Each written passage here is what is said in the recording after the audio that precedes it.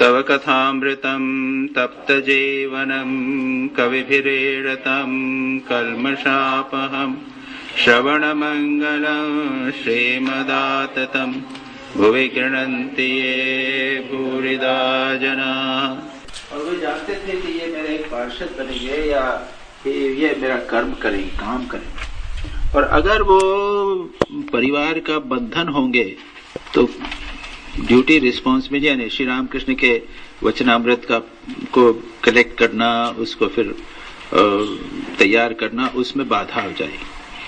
तो अगर कोई व्यक्ति महान कार्य करना चाहता है तो उसको फिर वो परिवार के बंधन यदि होते हैं तो वो समस्या क्रिएट करते हैं। इसलिए श्री रामकृष्ण ने मास्टर महाशय से कहा, फिर यही कहा कि देखो तुम्हारे लक्षण हैं अच्छे। अब श्री रामकृष्ण पूछते हैं, अच्छा तुम्हारी स्त्री कैसी है, विद्या शक्ति है या अविद्या शक्ति? श्री रामकृष्ण ने विद्या शक्ति या अविद्या शक्ति? मास्टर कहते हैं जी अच्छी है पर अज्ञान है। ये बंगाली में अज्ञान यानी इलिटरेट, पढ़ी लिखी नहीं। और ये दुर्भाग्य है कि उस जमाने की बात आज तक चली आ रही।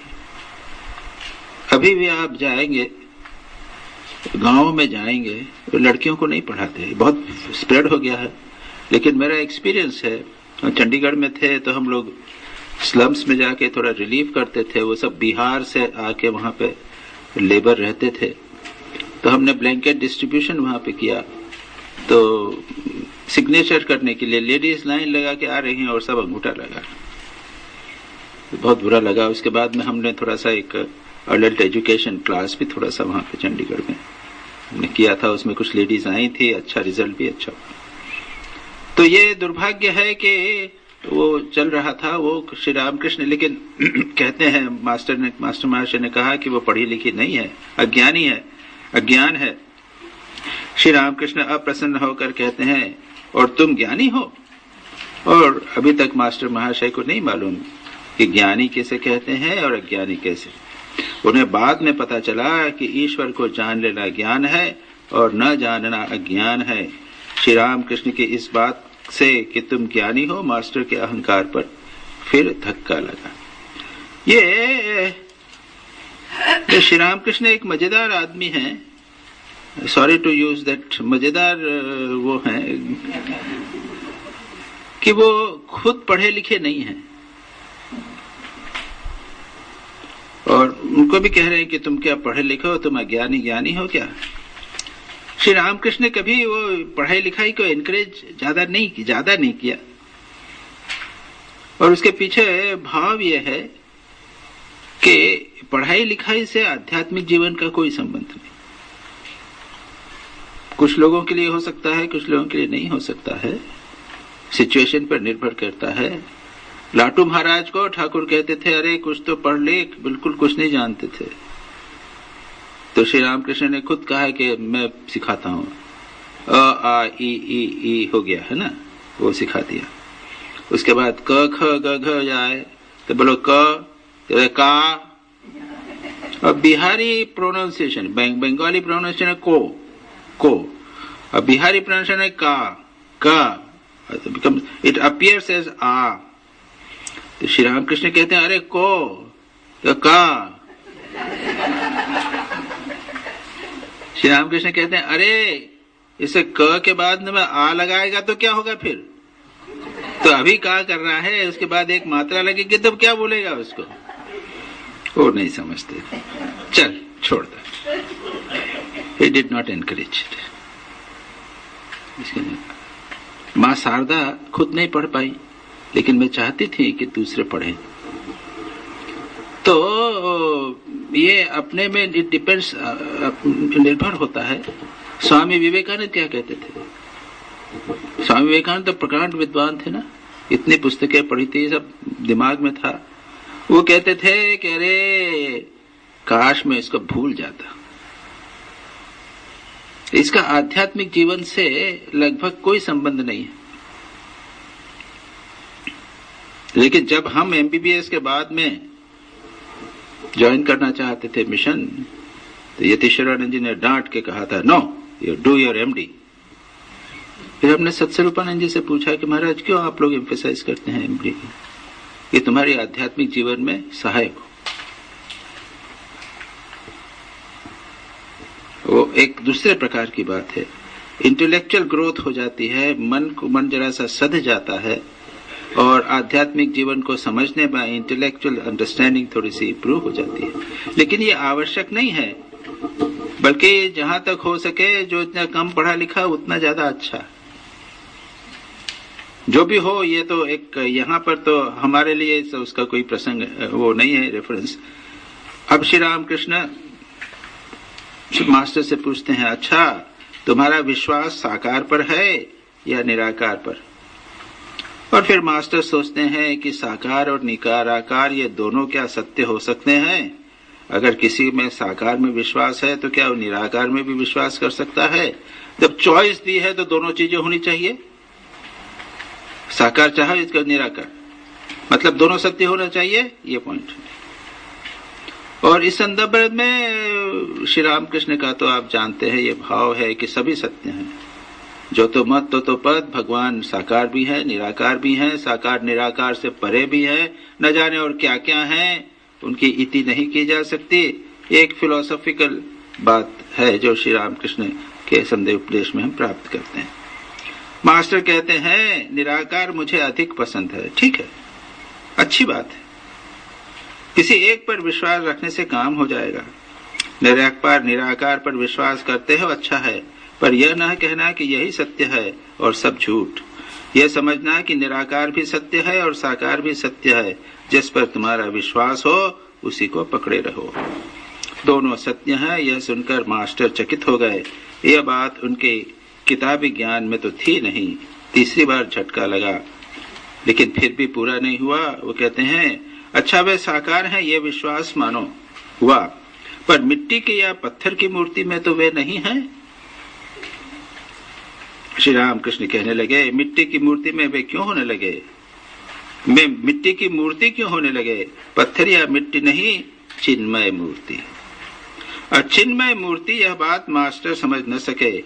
उन्होंने कहा, अच्छा जो मूर्ति की पूजा करते हैं उन्हें समझाना भी तो चाहिए कि मिट्टी की मूर्ति ईश्वर नहीं है। मूर्ति के सामने ईश्वर की ही पूजा करना ठीक है, किंतु मूर्ति की नहीं। ये एक, जहां तक हम लोगों का रामकृष्ण, श्री रामकृष्ण की परंपरा को जानने वाले हैं, हम लोगों के लिए तो कोई दिक्कत नहीं है। लेकिन कुछ लोग नहीं समझ पाते इस चीज को और कहते हैं मूर्ति की पूजा करना। क्रिश्चियंस फॉर एग्जाम्पल कहते क्या है, आइडोलेट्री। उसको बड़ा खराब समझते हैं। मुस्लिम्स तो मूर्ति को तोड़ने को एक बहुत बड़ा वो पुण्य समझते हैं। बट ये क्या है? ये है प्रतीक एंड प्रतिमा। प्रतिमा समझ गए, मूर्ति, और प्रतीक सिंबल। ओम एक है, ये वर्ड भी, शब्द भी है, और एक प्रतीक है, सिंबल है। क्रॉस एक सिंबल है, प्रतीक है। चंद्र और स्टार प्रतीक है। जैन धर्म का एक वो प्रतीक है ना? तो ये प्रतीक है। अग्नि प्रतीक है। These are all symbols. वो किस चीजों को रिप्रेजेंट करते हैं। हमारा मन बिना प्रतीक और सिंबल के काम नहीं करता। समुद्र एक प्रतीक है। स्वामी यतीश्वरानंद जी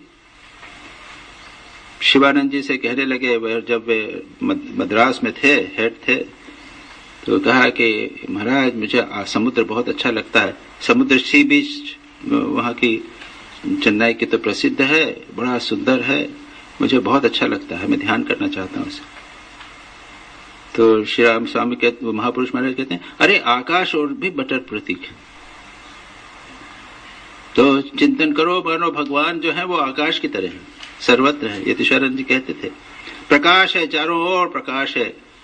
परमात्मा मानो चैतन्य के प्रकाश स्वरूप है। वो तो ज्यादा नहीं कर सकोगे तो क्या करोगे? बहुत कठिन है निराकार का ध्यान। अब साकार कॉम्बिनेशन, उसका बैलेंस कैसे किया। यतीश्वरानंद जी कहते हैं कि कल्पना करो कि ये जो ज्योतिमय आकाश जैसा है ये परमात्मा है, उन्होंने एक रूप धारण कर लिया है। क्या? तुम्हारे इष्ट का रूप धारण कर लिया और तुम्हारा रूप धारण कर लिया। तुम्हारे में भी वही परमात्मा है, उसमें भी परमात्मा, तुम नहीं कर पाते, कर लिया है। अब क्या करो? उसका ध्यान करो, गहरा ध्यान करो। उसके बाद में जब ध्यान हो जाए तब इष्ट को परमात्मा में विलीन कर दो, स्वयं को भी परमात्मा में। तो ये प्रतीक और प्रतिमा, इनकी आवश्यकता है। स्वामी विवेकानंद कहते हैं कि जब तक स्वयं को हम मनुष्य समझते हैं, फिजिकल बॉडी समझते हैं, तब तक हमारे लिए आवश्यक है कि हमारे सामने एक फिजिकल बॉडी वाला, एक स्थूल शरीर वाला एक इष्ट होना चाहिए। फिर ये भी कहते हैं कि अगर एक भैंस भगवान की कल्पना करेगी तो क्या करेगी? वो एक बड़ा भैंसा कल्पना करेगी। तो जैसा हमारा मन होगा उसी के अनुसार हम ईश्वर की, भगवान की कल्पना करते हैं। अब निराकार का ध्यान इतना आसान नहीं है, लेकिन जैसा यतीश्वरानंद जी कहते हैं, वो बेस बना रखना चाहिए, हमेशा बेस बनाए रखना। सच्चिदानंद सर्वव्यापी परमात्मा, वह हमारा लक्ष्य है। नहीं पकड़ पाते इसलिए हम श्री रामकृष्ण को लेते हैं। तो श्री रामकृष्ण कौन है? ब्रह्म रूपम आदि मध्य शेष सर्वभासकम। तो ब्रह्म रूपम, ब्रह्म स्वरूप, ये ध्यान रखें। हम अपने सभी इष्ट को, राम को क्या कहते हैं? जो राम दशरथ का बेटा, वही राम घट घट में लेटा, वही राम जगत बसेरा। तो वही राम जो आप दशरथ का बेटा के रूप में करते हो, वही घट घट में लेटा परमात्मा। परमात्मा को नहीं ध्यान कर पाते, इसलिए राम को धरो, उसके बाद भी धीरे धीरे जाओ। जैसे जैसे चित्त शुद्धि होगी, शरीर के प्रति हमारा बोध कम होगा, वैसे वैसे हम परमात्मा की ओर जाएंगे। तो श्री रामकृष्ण ने उसको यही कहा कि निराकार साकार में कॉन्ट्रडिक्शन नहीं है, ये प्रतीक है। और स्वामी विवेकानंद से फॉरेन में, अमेरिका में यही क्वेश्चन पूछा था। नहीं, खेतड़ी के राजा ने कि स्वामी जी ये मूर्ति पूजा तो नहीं ठीक, उनके अगेंस्ट बोले थे। स्वामी जी कहते हैं कि मैंने तो कभी किसी को मूर्ति की पूजा करते नहीं देखा। अरे मूर्ति की पूजा नहीं, वो मूर्ति की तो पूजा नहीं कर रहा, वो तो भगवान की पूजा कर रहा है, मूर्ति के रूप में भगवान के ऊपर। प्रत्येक व्यक्ति भगवान समझकर मूर्ति की पूजा कर। तो फिर उन्होंने यही कहा था, फोटो जो है उसको कहा ना, वो मिट्टी का तो नहीं है, वो रिप्रेजेंट करता है, वही सेम प्रतीक। खेतड़ी के राजा का जो चित्र है वो राजा का प्रतीक है, इसलिए वो पूज्य है। ये श्री रामकृष्ण का बहुत इंपॉर्टेंट संदेश है। ये श्री रामकृष्ण इस बात को कहते हैं। अब श्री रामकृष्ण कहते हैं, तुम्हारे कलकत्ते के आदमियों में यही एक धुन सवार है, सिर्फ लेक्चर देना और दूसरों को समझाना। अपने को कौन समझाए इसका ठिकाना नहीं। बहुत महत्वपूर्ण बात।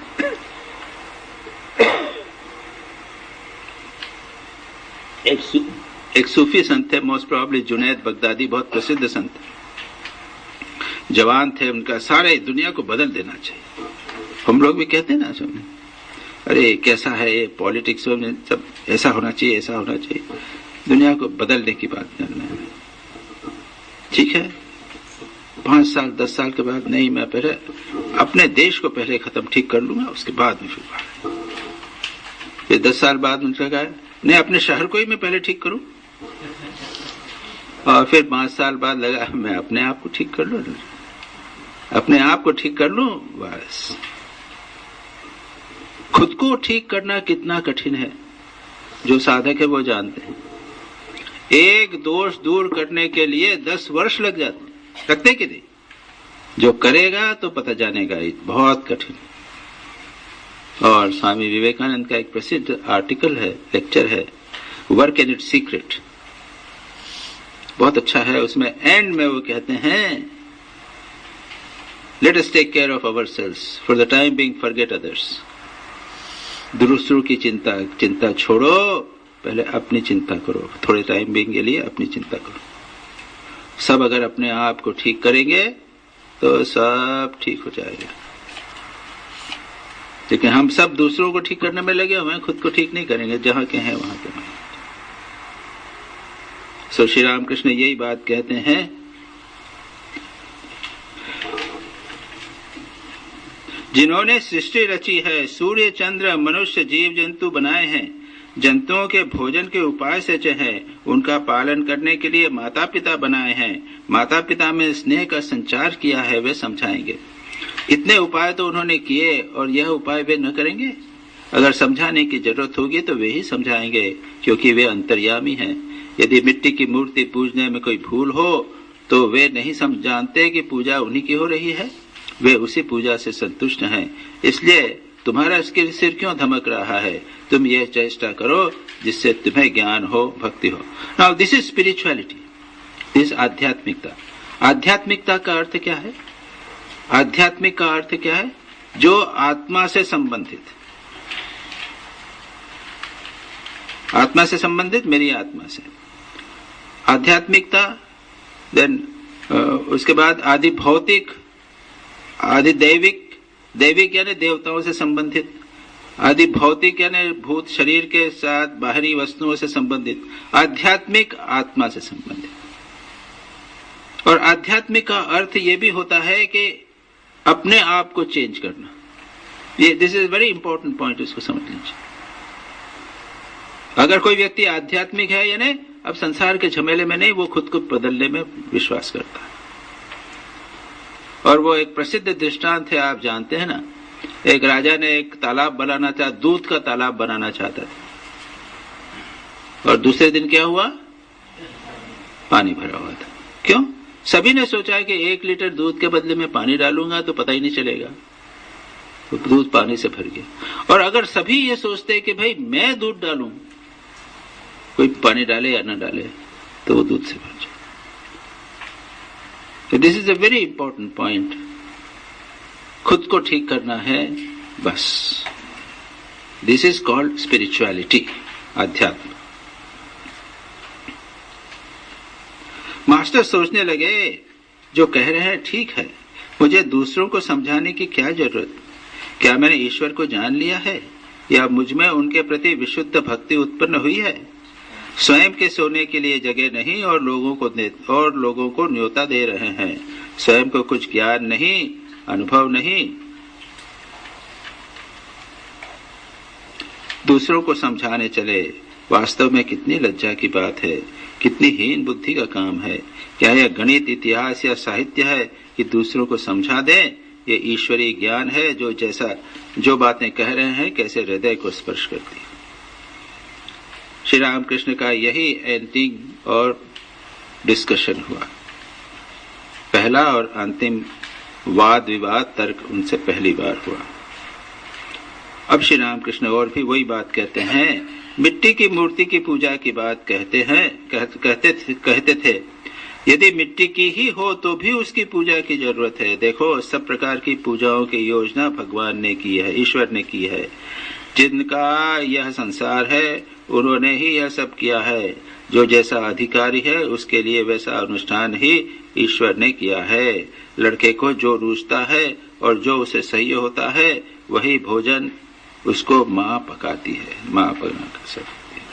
तो ऑल दीज आर रिक्वायर्ड, सब चीजें जो आवश्यक हैं. और श्री रामकृष्ण का ये उदार दृष्टिकोण. अब मास्टर का अहंकार चूर हो गया, विनम्र हो गए. ये एक बहुत बड़ी बाधा. अगर आपको अहंकार होगा तो आप ज्ञान प्राप्त नहीं कर सकते. जरा सा भी अहंकार हो तो ज्ञान प्राप्त नहीं कर सकते. बिल्कुल छोड़ के. कभी कभी ऐसा लगता है,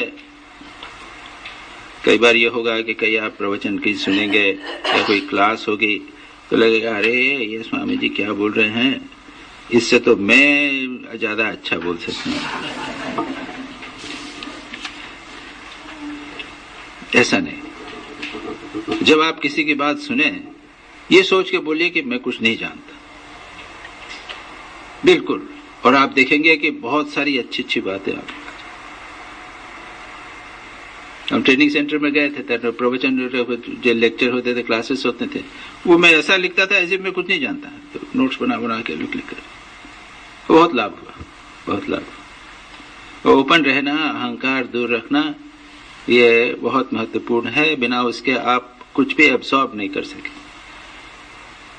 श्री रामकृष्ण के पास लोग आते थे ना, जाते थे, सुनते थे श्री रामकृष्ण की बात। ये सब मैं जानता हूँ, ये मैं जानता हूँ, सब जाना भी, लेकिन उसके बावजूद आपको जब आपने रिपीटेशन हुआ, ये भी तो इम्पोर्टेंट चीज है। इनका बड़ा अच्छा प्रश्न है। जैसे यहाँ अहंकार के बाद दूसरी चीज शुरू होगी, उसके पहले यह है, स्वामी विवेकानंद को श्री रामकृष्ण से लड़ते गए, स्वीकार नहीं कहीं किया। श्री रामकृष्ण ने उसके अहंकार को दूर करने का प्रयत्न भी नहीं। श्री रामकृष्ण का प्रत्येक व्यक्ति के साथ में एक अपना ढंग था। प्रत्येक व्यक्ति को सबको अलग अलग ढंग से वो गाइड करते थे। ऐसा नहीं कि इंडिविजुअल, प्रत्येक व्यक्ति का इंडिविजुअली वो करते थे। और वे जानते थे कि ये नरेंद्र करता है क्वेश्चन आंसर्स, मैं चाहता हूं कि करे, जिससे आध्यात्मिक जीवन और धर्म के जीवन में सारी बाधाएं उनकी दूर हो जाए। बार बार क्वेश्चन करते थे, नहीं मानते थे। नहीं, श्री रामकृष्ण के ठीक है, मेरे को टेस्ट करो।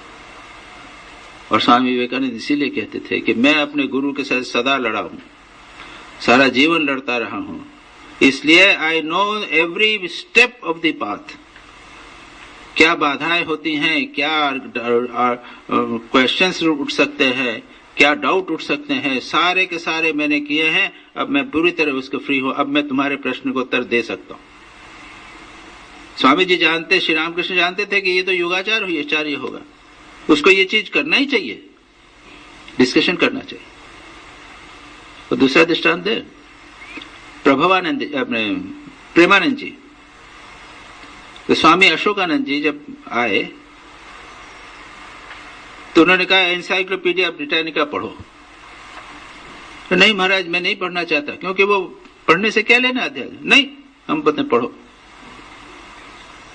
उनसे पढ़वाया, क्यों? वे जानते थे कि आगे जाके ये फॉरेन में जाके प्रचार करेगा, उसके लिए उसको पूरा तैयारी होनी चाहिए। He must know everything.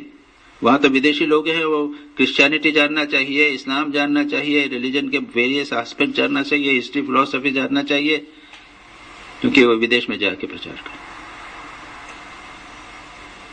तो हमको जब एमडी के लिए कहा था, अब हम आगे पता चला कि शिव ज्ञान से जीव सेवा जो हमको करना है उसमें कितना लाभ हुआ। तो ये महापुरुष प्रत्येक व्यक्ति को इंडिविजुअलिस्टिक ट्रेनिंग हमेशा होती थी। Is it clear? Now master अब विनीत भाव से कह रहे हैं, ईश्वर में मन किस तरह लगे। यहां से मास्टर महाशय 4 प्रश्न करेंगे।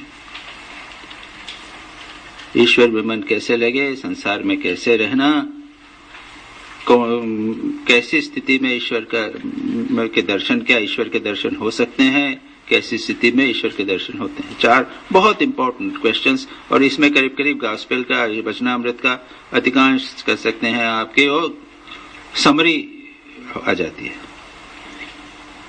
मैं ये सोच रहा था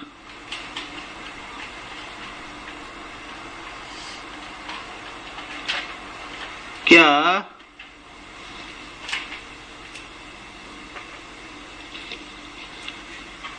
इस प्रश्न का हमारे लिए कोई रिलेवेंस है? नहीं है ना?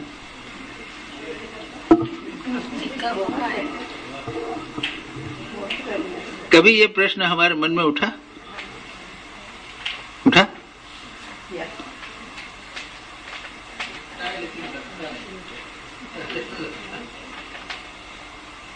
जैसे अगर ये है, रिलेवेंस है, अगर लगता है, अगर सचमुच आप चाहते हैं कि ईश्वर में मन लगे,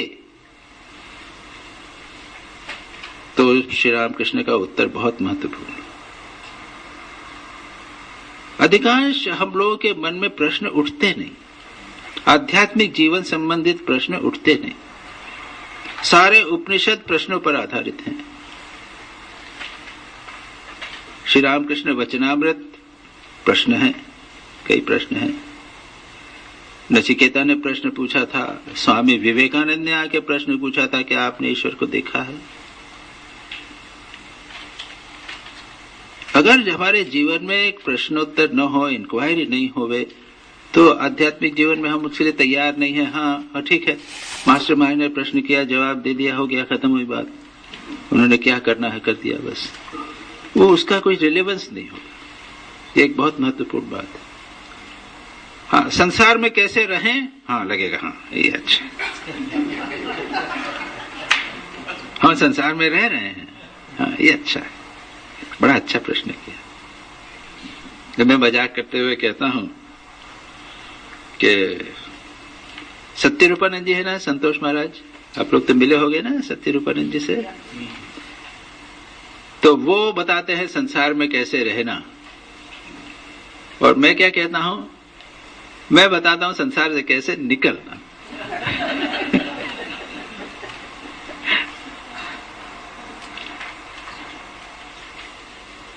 श्री रामकृष्ण जहां कहते हैं, अब आप जैसे पढ़ेंगे उसका जवाब आप लोगों ने पढ़ा भी है, बहुत इंपॉर्टेंट है लेकिन बहुत टफ भी है। जैसे कहते हैं ना कि वो जब आप विचार करने लगोगे देखोगे कि काफी अप्रिय है।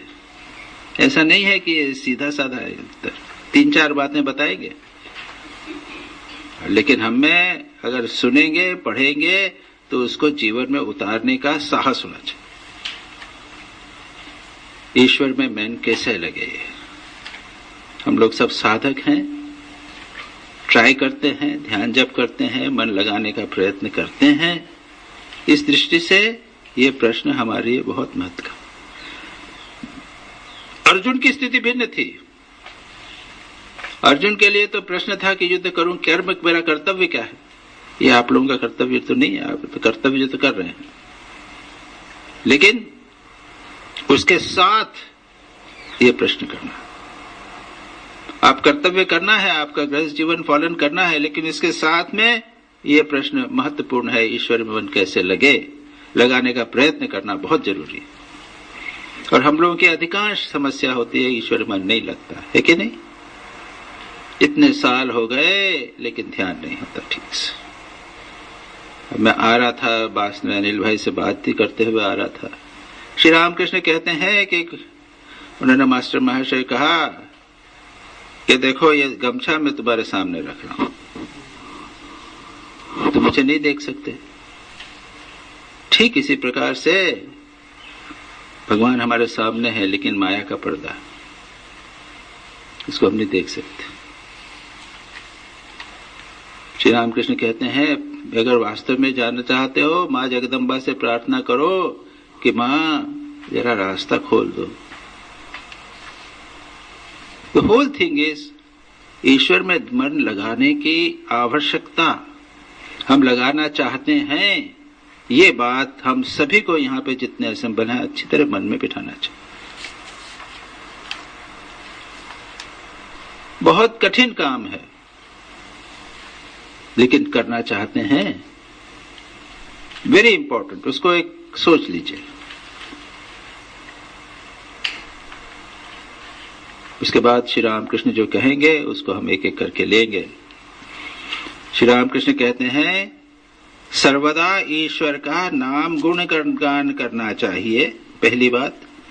सत्संग करना चाहिए, यानी बीच बीच में भक्तों और साधुओं से मिलना चाहिए।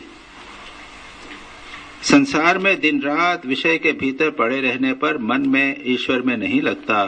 कभी कभी निर्जन स्थान में जाकर ईश्वर की चिंता करना बहुत जरूरी है। प्रथम अवस्था में बीच बीच में एकांतवास किए बिना ईश्वर में मन लगाना बड़ा कठिन। तो देखिए 3 बातें श्री रामकृष्ण ने कही थी। सर्वदा,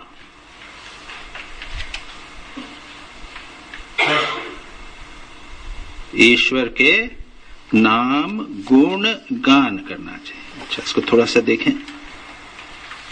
एक पुस्तक है the way of A Pilgrim, आप लोगों ने पढ़ी है, कुछ लोगों ने पढ़ी है, ब्यूटीफुल बुक। वो किस पे डिपेंड करती है? प्रे विदाउट सीजिंग, वही सर्वदा, कंटिन्यूअसली भगवान का निरंतर भजन करो, प्रे उनके यहाँ भजन करो। और वे वो बड़ी सुंदर कहानी है। ये पिलग्रिम जो है वो एक स्थान से दूसरे स्थान जाता है। वहाँ चर्च में गया था, उसमें सरमन में किसी ने कहा प्रे विदाउट सीजिंग, जिस बाइबल में है वो सेंट पॉल में है या कहीं पे है उसके, तो उसने कहा कि प्रे विदाउट सीजिंग कंटिन्यूअसली, बिना सर्वदा भगवान का नाम कैसे होगा? हम तो खाना बना रहे हैं, खाना खा रहे हैं, काम कर रहे हैं, बस में जा रहे हैं, सदा भगवान का नाम कैसे होगा? तो सबके पास जाके पूछता है, प्रीस्ट के पास जाके पूछता है, वो कुछ कुछ बताते हैं। उसके बाद में एक गुरु के पास जाता है, वो कहता है अच्छा तुम आश्रम में रहो, कुटिया में रहो और वो जप करो। क्या है? Lord Jesus have mercy on me A Sinner, इतना बड़ा मंत्र, उसको तुम रोज करो, 1000 करो, फिर 3000 करो, फिर 6000 करो। अरे हर 15 दिन में बढ़ाता गया। उसका वर्णन है, उसकी उंगलियां हाथ दर्द करने लग जाता है, सब करता है। एक दिन सो रहा था, जब करते करते उसको नींद आ गई, सो गया। जब उठा तो देखा कि उसका मंत्र चल रहा है। अब समझ में आया बिना सर्वदा नाम जप कैसे करना। कंटिन्यूअसली करते करते अभ्यास बन जाएगा, वो अंदर चला जाएगा। रात को सोते समय भी आप अगर ध्यान करेंगे तो सुबह उठेंगे तो देखेंगे कि ध्यान चल रहा है। ये तो एक स्टैंडर्ड टेक्निक है। आप लोग करते हो कि नहीं करते हो? रात को सोते समय कैसेट लगा लेते हो कि नहीं लगाते हो? तो क्या करते हो? मन में करते हो। कैसेट लगा लो, सो जाओ। मोबाइल फोन में है ना, उस भजन है, नाम है, ओम है, कुछ लगाओ और सो जाओ। तब उठेंगे तो देखेंगे कि वो चल रहा है, सारी रात चल रहा है। Is it necessary to have Thakur's image in your front when you are doing the नाम जप? He is only talking of नाम जप। नाम जप के वक्त मतलब वो दिखना चाहिए। होवे तो ठीक है, नहीं होवे तो नहीं है। नाम के भी नाम और रूप दो चीजें हैं। नाम इज वन थिंग, रूप इज वन थिंग। अपना इसका इम्पोर्टेंस है। हो सके तो अच्छा है, नहीं तो नहीं। तो पहला हुआ सदा सर्वदा भगवान का नाम करो, गेट इनटू ए हैबिट। माँ शारदा कहती है, लोगों ने पूछा हमारे जीवन में बड़ी अशांति है, तो माँ ने कहा है कि अशांति क्यों? मुझे तो जीवन में कोई अशांति नहीं। माँ शारदा का जो संसार था वो ना कैसा संसार था जाना? आप अगर उसमें रहेंगे तो पागल हो जाएंगे। और राधु पगली, उसकी माँ पगली, माकू और नलिनी, वो लोग सब एक्सेंट्रिक। उनका एक फोटो है, माँ का बैठी हुई है, उनके साथ सब बैठे हुए हैं। उनके चेहरे देख के ही पता चल जाता है। माँ मजे से शांति से बैठे हुए हैं। माँ को कोई चिंता नहीं कि मेरे को तो कोई अशांति नहीं है। आज के जमाने में तो अशांति। वो नहबत वाला छोटे से कमरे में रहे थे, आजकल कोई नहीं रह सकता ना। टू बेडरूम फ्लैट तो होना चाहिए, अटैच बाथरूम होना चाहिए। और माँ कहती थी मेरे जो कोई चिंता नहीं, इतना आनंद आता था, कितने आनंद में थे दक्षिणेश्वर। ऐसी वो जूट के फाइबर बच गए थे, उससे माँ ने तकिया बना लिया था, उसी पे सोती थी, चटाई पे सो जाती थी, वो बड़े आनंद में थे।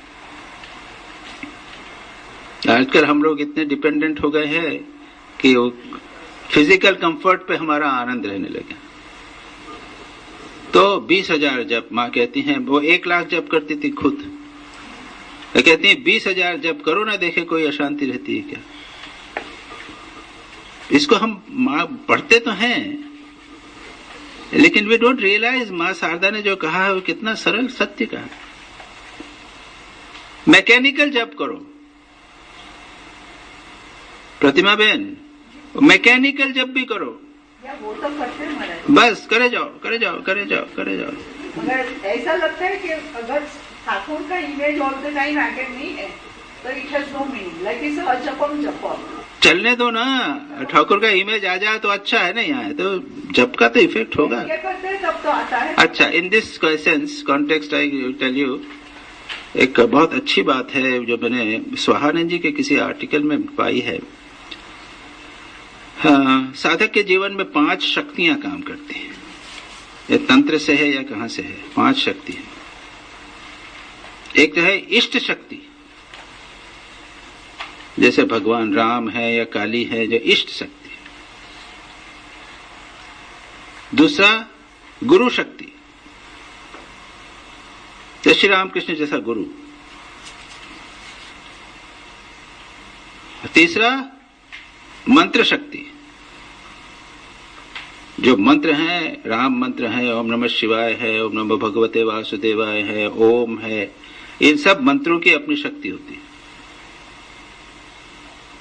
चौथा साधक शक्ति या शिष्य शक्ति बोल लीजिए, शिष्य शक्ति।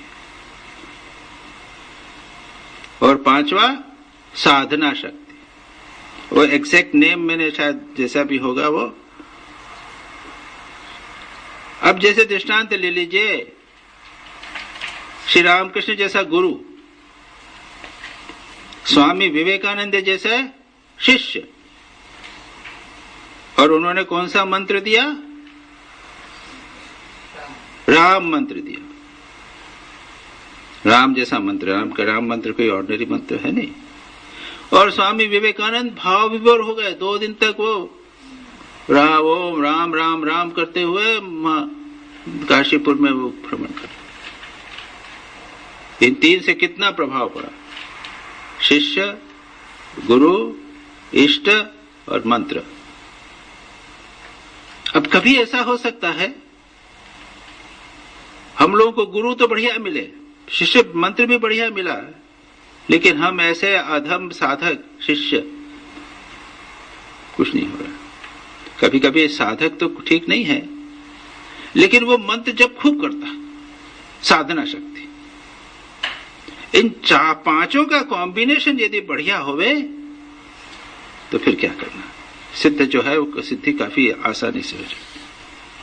हमारे हाथ में साधना की शक्ति है। बस हम अपने आप को अच्छा साधक बनाने का प्रयत्न करें, साधना खूब करें, बस।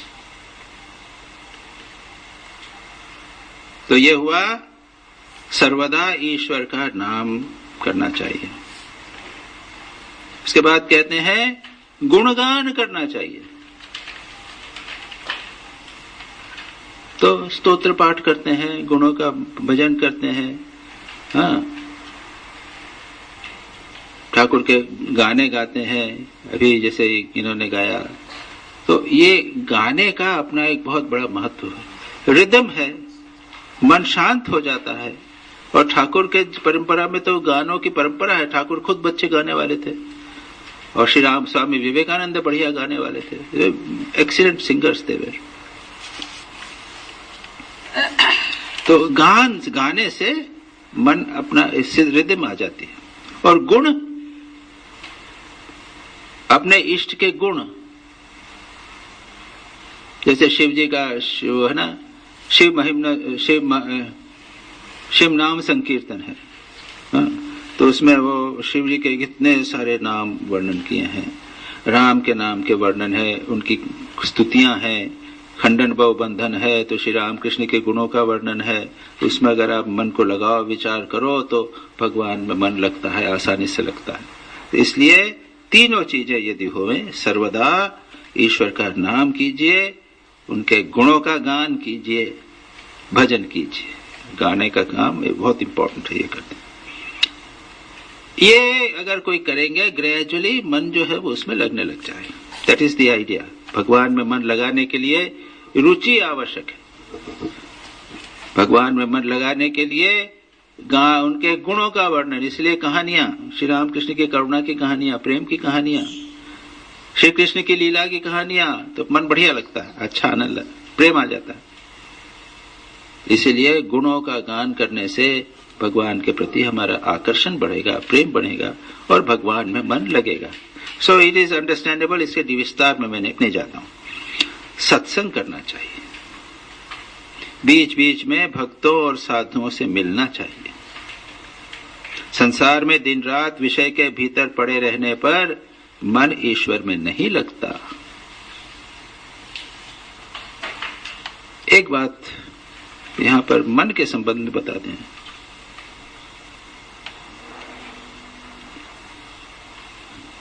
नेवर ट्रस्ट योर माइंड, मन पर कभी विश्वास नहीं करना।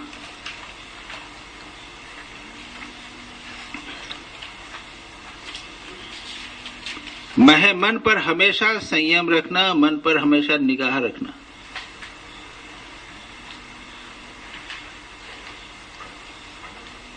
हाँ, एक स्थिति ऐसी होती है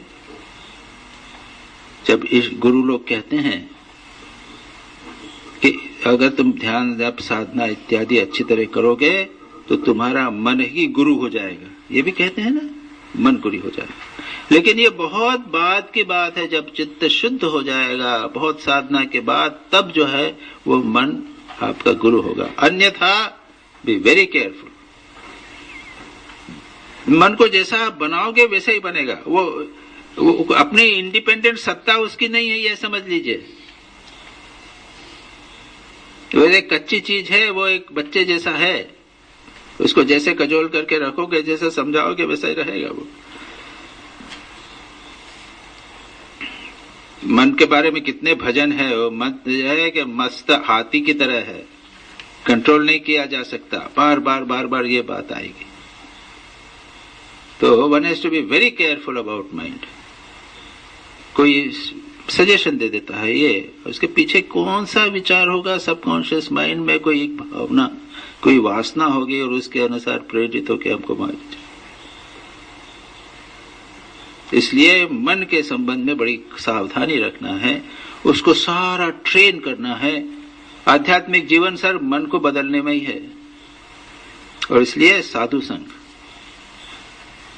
सत्संग, और श्री रामकृष्ण आगे कहेंगे, इसे अभी आएगा या बाद में आएगा,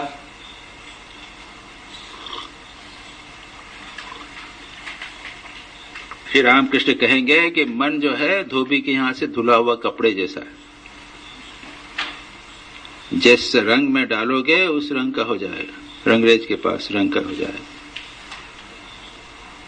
आप दिन भर हमेशा संसार में रहोगे तो संसारी रंग, उसके कोई अपनी चॉइस नहीं है। जैसा आप रखोगे वैसा रहेगा, उसकी कोई चॉइस नहीं। सत्संग में रखोगे सत्संग हो जाएगा, टीवी के सामने रखोगे तो टीवी का रंग हो जाएगा। इसलिए one has to be very very careful. बहुत महत्वपूर्ण बात है। स्वयं कहते हैं कि दिन रात विषय में पड़े रहने से ईश्वर में मन नहीं लग सकता। जो आपने किया है वही मन में उठा। इस संदर्भ में अभी कई भक्तों ने और ये लोग सब पूछते हैं कि स्वामी जी, जो लोग साधक हैं वो कहते हैं कि हम जब ध्यान करते हैं ना तो ध्यान में जो दिन भर की बातें हैं वो सारी आती हैं, है कि नहीं, है ना। दिन भर की सारी बातें आती हैं, शाम को तो बड़ा मुश्किल हो जाता है, और सुबह भी जो है वो सब बहुत सारी बातें आती हैं। तो इसके लिए एक हिंट, जो लोग साधना करते हैं, ध्यान जप करते हैं, उनके लिए एक हिंट बता देता हूं। ध्यान करने के पहले आप या तो कोई पुस्तक पढ़ लीजिए, वचनामृत पढ़ लीजिए, गीता पढ़ लीजिए। ये एक टेक्निक है और हम करेंगे भी, गाइडेड मेडिटेशन में करेंगे उसको। उससे भी एक बेटर चीज है, तो सत्संग का और स्वाध्याय का अंग आ जाता है, और वो है कि आप कुछ राइटिंग वर्क कर लीजिए 10 मिनट 5-10 मिनट ध्यान के पहले। ये वचनामृत है तो उसका एक पैसेज आपको अच्छा लगा, ये श्री रामकृष्ण ने लिखा, मन सदा सर्वदा नाम गुण करना चाहिए। आप उसको डायरी में लिख लीजिए, 5 मिनट के लिए 10 मिनट के लिए डायरी में लिख लीजिए, माइंड कॉन्सेंट्रेट हो जाएगी। मैं मेडिटेशन और स्पिरिचुअल लाइफ का इंग्लिश हिंदी ट्रांसलेशन कर रहा था, बनारस में था तब। तो आउटडोर में उठा, आउटडोर में बैठ के एप्रन पहन के आउटडोर में बैठता था। और उसके बाद जब मैं अपने कमरे में, सपोज 11:30 पौने 12 बजे खत्म हो गया, 12 बजे खाने की घंटी बजने वाली है, उसके पहले मैं एप्रन पहने हुए ही बैठ जाता था टेबल पे, किताब खुली हुई है, ट्रांसलेशन वर्क चल रहा है, और ट्रांसलेशन करके 15 मिनट तक ट्रांसलेशन वर्क किया। तो आउटडोर का जो आइडियाज, थॉट्स वगैरह जो इतने सारे थे वो इमीडिएटली ब्रेक हो जाते। तो दीज आर सर्टेन टेक्निक्स। अगर आपको ध्यान करना हो तो या तो कोई किताब हो, अच्छा एटमॉस्फेयर बना लेना चाहिए, अच्छी श्राइन है आप लोगों की, इनकी श्राइन अच्छी बनी हुई है, वहां जाते ही मूड बदल जाता है। और कोई किताब रख ली, उसको अच्छी तरह पढ़ा, लाइन लेके पढ़ा, उसको जोर जोर से पढ़ा, और नहीं तो फिर लिख डाला, उतार ही दिया, गीता का श्लोक उतारा, गीता के मीनिंग उतारा। Those who really want to, अपने भगवान में मन लगाने की सचमुच इच्छा है तो फिर ये दीज आर सर्टेन टेक्निक्स। और नहीं तो फिर मन वही इधर उधर की बातों में चलता रहेगा। होता है कई बार बैठे हुए हैं, आधे घंटे किया, 1 मिनट भी ध्यान नहीं होता। होता है कि नहीं? आधे घंटे किया, माला भी जपी है, इधर उधर मन घूम रहा है, क्या?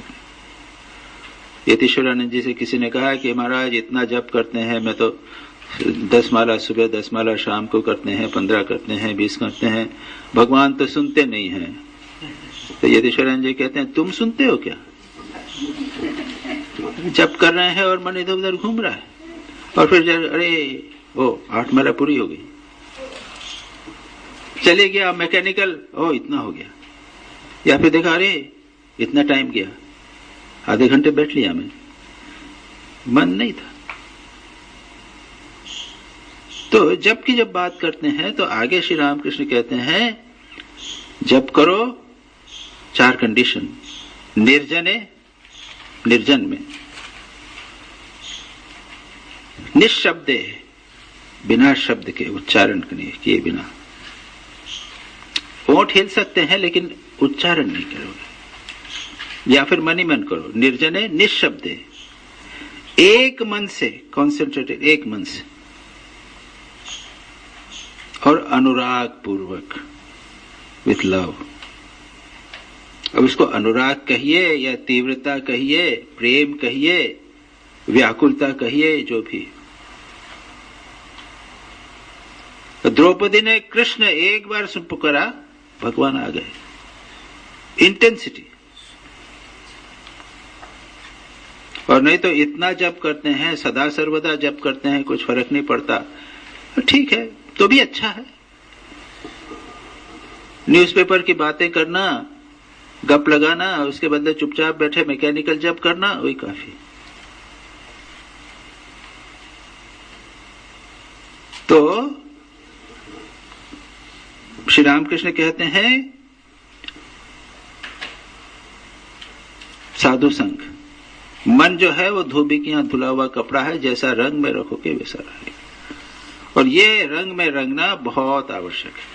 हमेशा साधु संग जितना भी हो, मुझे बड़ी प्रसन्नता हुई कि यहाँ पे कोई ना कोई साधु आजकल आते रहते हैं, महीने 2 महीने में, और कुछ सत्संग मिलता रहता है, जरूरी, बहुत जरूरी।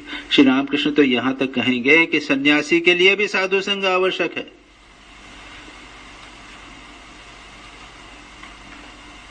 तो न्यूज़पेपर संग और टीवी संग नहीं। मजाक है, भूतेशानंद जी के पास बैठा हुआ था मैं, बहुत पहले जब वे असिस्टेंट सेक्रेटरी थे, पुराने बेलूर मठ की बिल्डिंग में बैठा हुआ था। मैंने ज्वाइन किया ही था या करने वाला था, भूतेशानंद जी से मुझे पहचानते थे। तो इतने में वो लाइब्रेरी के स्वामी आए, तो महाराज न्यूज़पेपर ले जाऊंगा। उनके पास अब पेपर आया होगा कि महाराज लाइब्रेरी में जा रहा हूँ, लाइब्रेरी खोलनी है, न्यूज़पेपर दीजिए। अरे भाई हमरा तो पढ़ते पारिनी, पेलामिना, didn't get time to read it. All right, Thakur could not touch it. We cannot do without touching it. Thakur छू नहीं सकते थे, हम बिना छुए रह नहीं सकते। लो भाई, उन्होंने ऐसा किया, उसको पेपर को लो भाई, लो ले जाओ। अरे बिना हम लोगों का दुस्संग के बिना, न्यूज़पेपर के बिना काम नहीं चलता। और अपने चंडीगढ़ के है ना वो अपने Saint Millennium School, Vivekanand School, अपने क्या नाम, अपने Saint Millennium Vivekanand Millennium School का प्रिंसिपल क्या नाम,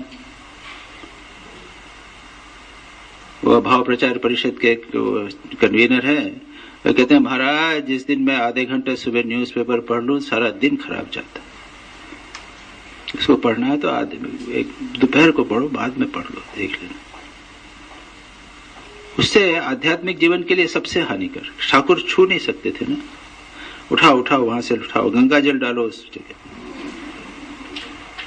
और आजकल के जमाने में तो ठाकुर उसको देख भी नहीं सकेंगे। तो सत्संग जितना आवश्यक है, दुस्संग से दूर रहना भी उतना ही आवश्यक है, उससे अधिक आवश्यक।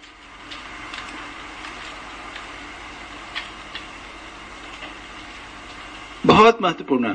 लाटू महाराज तो कहते थे कि 4 जने मिले और परनिंदा पर चर्चा होती है ना, बातचीत मिलने पर कोई बात यही होती है, 4 परनिंदा पर चर्चा होती है। उसके बदले तो सोना ही अच्छा है, उसके बदले सो जाओ, लेकिन ये नहीं करो।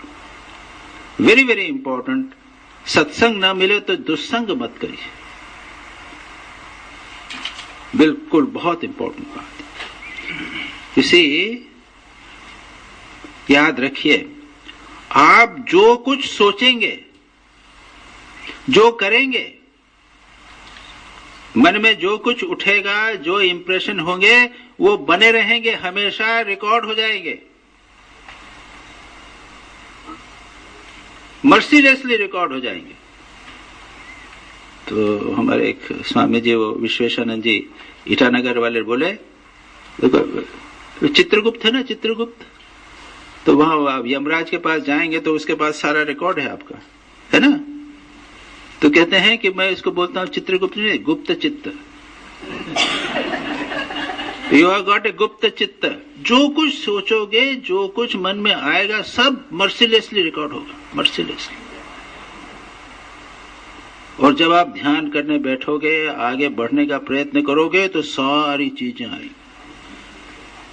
साधक को कितना महत्व, कितना सावधान रहना चाहिए। आपको पूरा ट्रांसफॉर्मेशन अपनी पर्सनालिटी का करना है। भगवान के नाम, भगवान में मन लगाने का अर्थ क्या है? थोड़ी देर मन लगाए नहीं। भगवान में मन लगने का अर्थ है धीरे धीरे धीरे हमारे सारे अचेतन मन को भगवान से भरना है। आपकी सारे व्यक्तित्व को परिवर्तित करना है, आपकी नर्वस सिस्टम को परिवर्तित करना है।